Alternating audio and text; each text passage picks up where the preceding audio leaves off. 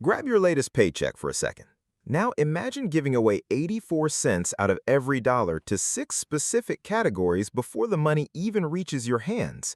That's exactly what's happening to the average American between 25 and 64 today, whether they notice it or not. The Bureau of Labor Statistics recently published new data, and the breakdown is even uglier than most people expect. 6 categories, and surprisingly, most people still guess the wrong one as the biggest expense. Today, we're going to break down all 6, compare your life to the national average, and uncover the hidden system inside each category that causes expenses to grow faster than your paycheck ever can. Meet Daniel. Daniel is 41 years old. He's married, he has 2 children, he works a standard job, he earns a middle-class income. Statistically, Daniel is one of the most average Americans in the country right now. And throughout this video, Daniel will be our benchmark. Every number connected to Daniel comes directly from real Bureau of Labor Statistics averages for people in his age range. And on this channel, we actually study the numbers. That's what we're doing today. No emotional fluff, no generic advice about skipping coffee every morning. Just real data and what that data actually reveals about your finances. Here's what the BLS tracks. Every single year, they record exactly where American households spend their money across 14 major spending categories. In the newest report, average annual household spending reached $82,640. That comes out to roughly $6,900 per month.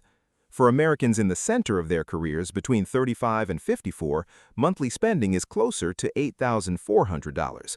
But here's the part almost nobody talks about. Out of all 14 categories, only 6 of them make up 84% of total spending. Just 6. That's it. The remaining 8 categories combined barely matter. So today, we're going through those 6 categories from smallest to largest. But before we start, I want you to do something. Guess which category is number 1 right now. Write it down somewhere. Most people still get this wrong even though they think the answer is obvious. We'll revisit it at the end. And one more thing. This video isn't about telling you to stop buying coffee. It's about showing you the system itself. Because once you understand how these categories are designed to rise with your income, you can finally make intentional choices. Until then, you're simply trapped inside the ride. First category, entertainment. Daniel spends around $340 every month here. That's 4.6% of his total budget. It's the smallest category on today's list by far. But here's what's interesting about entertainment. Even though it's the smallest category, it receives more attention from personal finance creators than the other 5 combined. Every budgeting channel on YouTube talks about subscriptions. Every finance influencer tells you to cancel Netflix. And there's a reason for that. Entertainment is the easiest expense to reduce because almost nobody punishes you for canceling it. No major contracts, no penalties, no serious consequences. But let's examine what's actually happening inside this category, because there's a real financial trap here. Streaming services alone now cost the average household $61 per month, compared to $49 a year ago. That's a 24% increase in just 1 year. Cable, for households still paying for it, averages $112 monthly. Mobile phone plans average $64. Home internet averages $73. Put it all together, and the average household is now spending close to $310 every month simply to stay entertained and connected. Now imagine Daniel cut that entertainment spending in half. He'd save roughly $2,040 per year. That's serious money. Keep that number in your head, $2,040 annually. We're going to revisit it when we reach category number 6, because I want to show you something important. And another thing, because this matters. Entertainment is the category that makes the rest of life feel worth working for. Eliminate it completely and you optimize your finances for a lifestyle almost nobody truly wants. The goal isn't removing this category entirely. The goal is understanding what's actually inside it. Category number 2, healthcare. Daniel spends $568 every month here, a little under 8% of his total budget. Across the full year, that's around $6,800. At first glance, that number sounds manageable. It's also the number most articles quote when referencing BLS data, but it's misleading, and here's why. That $6,800 only reflects what Daniel personally pays out of pocket. his insurance contribution, prescriptions, deductibles, and copays. What it doesn't include is what Daniel's employer is paying behind the scenes on his behalf. And right now, for a family insurance plan in the United States, the average employer contribution is about $21,000 annually, on top of what the employee already pays. That means Daniel's real healthcare cost, the true total spent keeping his family insured, is closer to $27,800 every year. He just never sees most of it directly. And this is the hidden mechanism inside healthcare. The employer-paid portion of insurance acts as invisible compensation. It's money your employer spends on you that never appears on your paycheck. That's one of the biggest reasons wages have grown much slower than total compensation over the last 20 years. Employers are technically paying workers more. The problem is that more of the money is being absorbed by insurance costs instead of cash salary. So what can Daniel realistically do about this? Honestly, less than most people think. The biggest lever in healthcare is selecting the right insurance structure for your actual medical habits. If Daniel's family rarely visits doctors, a high-deductible plan combined with a health savings account could be incredibly powerful, because HSAs offer a triple tax advantage. Money enters tax-free, grows tax-free, and comes out tax-free for qualified medical expenses. Very few accounts in the tax code work like that. If you qualify for one, it's worth learning about. And to be fair, healthcare is the one category on this list where spending more can absolutely be the smarter decision. Choosing the wrong insurance just to save a few dollars every month is how families end up financially destroyed after one emergency hospital visit. The danger in healthcare isn't necessarily overspending. The danger is spending money in the wrong places. Category number 3. Food. Daniel spends around $930 every month feeding his family. That's 12.9% of his total budget. Roughly $560 go towards groceries, while another $370 disappears into restaurants and delivery apps. And here's where the real story begins. The problem isn't groceries. The food at home category inside BLS data has increased mostly in line with normal inflation over the past 15 years. The category that exploded is food away from home. That category has grown nearly 3 times faster than overall inflation. Groceries since 2010. Why has that happened? 2 major reasons: convenience pricing and delivery app markups. Let's break down what actually happens when Daniel orders a $16 lunch through a delivery app. The restaurant increases menu prices for delivery customers by roughly 15%. So that $16 meal is already closer to $18. Then the app adds a delivery charge, usually somewhere between $4 and $6. Then comes the service fee, often another 15% of the total. Then sales tax, then tip, because the driver still has to get paid.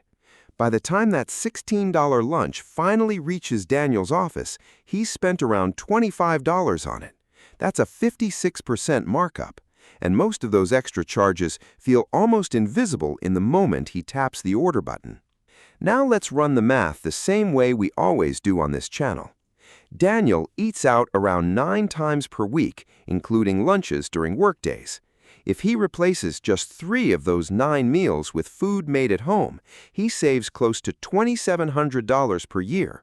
Invest that difference at a 7% real return over 20 years, and Daniel ends up with roughly $110,000 in additional wealth from 3 homemade lunches every week.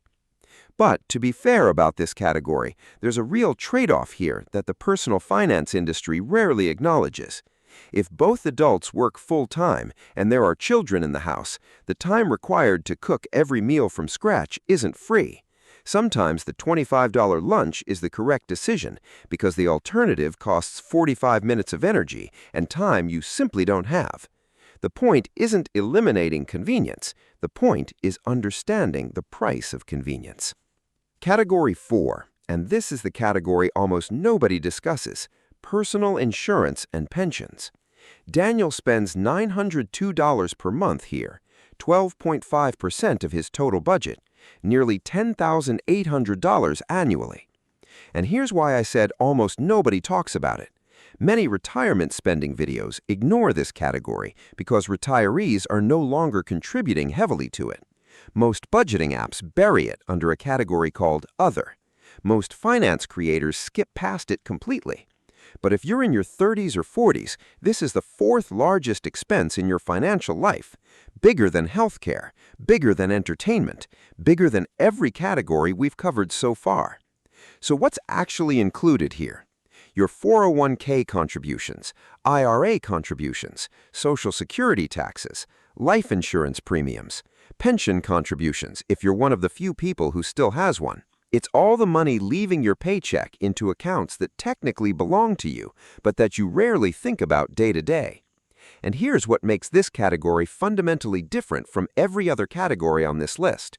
Every other category we're covering has entire industries spending billions of dollars trying to convince you to spend more money. Housing has mortgage lenders, real estate agents, and home renovation companies advertising everywhere you look. Food has delivery apps and grocery reward systems designed to increase spending. Entertainment companies constantly optimize subscription systems to prevent cancellations. This category has none of that. No company becomes richer because you contribute more to your 401k. No app sends notifications reminding you to raise your retirement contribution. Nobody calls asking if you'd like to max out your IRA this year. This is the only category on the list where the system is actually designed in your favor through employer matches, tax advantages, and automatic payroll deductions. And because of that, it's the only category you usually have to intentionally grow yourself. There's no giant machine doing it for you.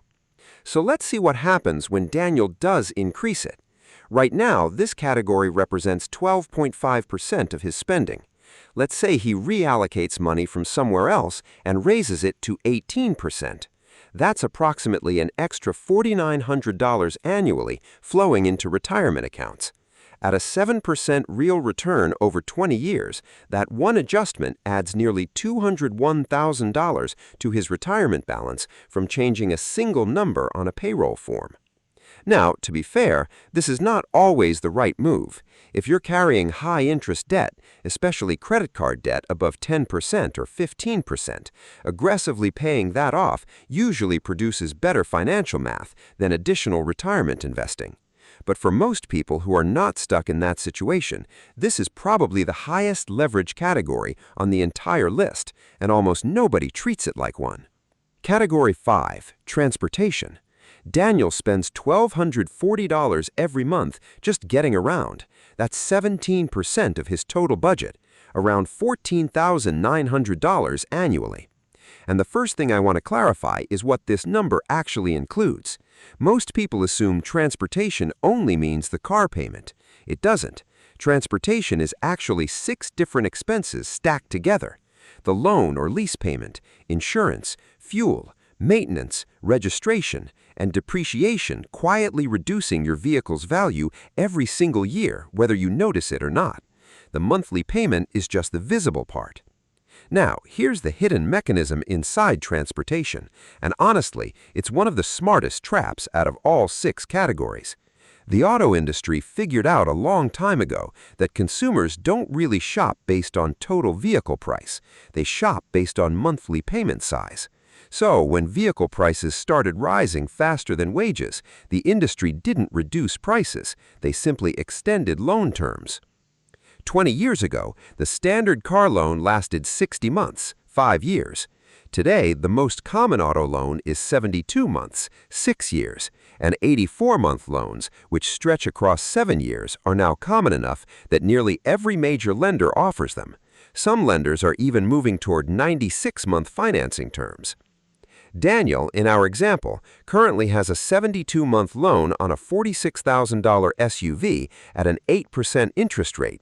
Over the full life of that loan, he'll pay roughly $11,000 in interest, more than $11,000 on top of the vehicle's sticker price, simply for extending the payments. And by the time the loan is fully paid off, the SUV will likely be worth less than half of what he originally paid. There's a good chance he'll roll negative equity directly into the next loan afterward.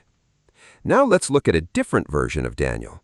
Instead of buying the new SUV, Daniel purchases a 3-year-old used vehicle, either in cash or with a much smaller loan. His total all-in transportation costs immediately drop dramatically.